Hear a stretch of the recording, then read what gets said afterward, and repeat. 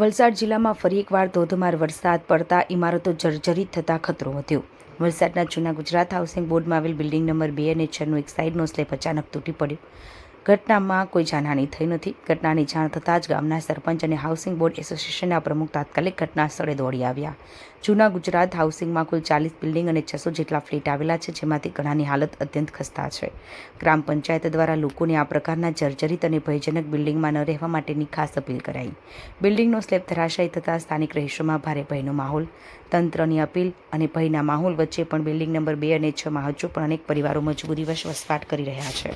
બાગડાવાડા ગામમાં આવેલ જૂનું હાઉસિંગ બોર્ડ જે આશરે 30 કે 35 વર્ષ પહેલાં બનાવવામાં આવેલું હતું, એ હાલમાં જે મકાનો છે એ ખૂબ જ જર્જરિત થઈ ગયા। સરકારશ્રી દ્વારા જ મકાન બનાવવામાં હતા અને એ હાલમાં ખૂબ જ ગંભીર હાલત એમ કહેવા જાય ને તો એમાંથી એક બિલ્ડિંગ આજે 2 નંબરનું બિલ્ડિંગ છે એ ધરાશાયી થયું છે।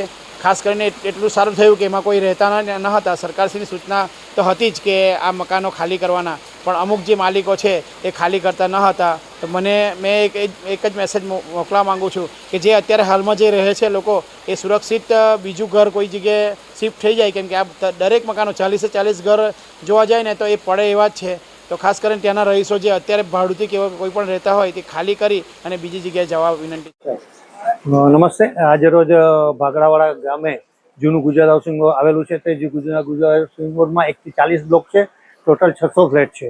આજ રોજ જર્જરિત હાલતમાં બ્લોક નંબર 2ની પાછળનો ભાગ પડી ગયો છે। આજથી 8 થી 9 વર્ષ પહેલાં 9 નંબર પડ્યું હતું અને 26 નંબર।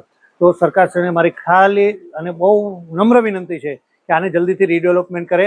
ખરેખર ગરીબ અને મધ્યમ વર્ગ માટે બનાવેલી આ વસાહત છે અને સરકારશ્રીના કાને મારી આ વાત પહોંચે કે આપના માધ્યમથી મારે એટલું જ કહેવાનું છે કે ખરેખર ગરીબ લોકો અને મધ્યમ લોકો માટે તમે બનાવેલી આ યોજનાના જે મકાનો છે જલ્દીથી રીડેવલપ માંગી રહ્યું છે।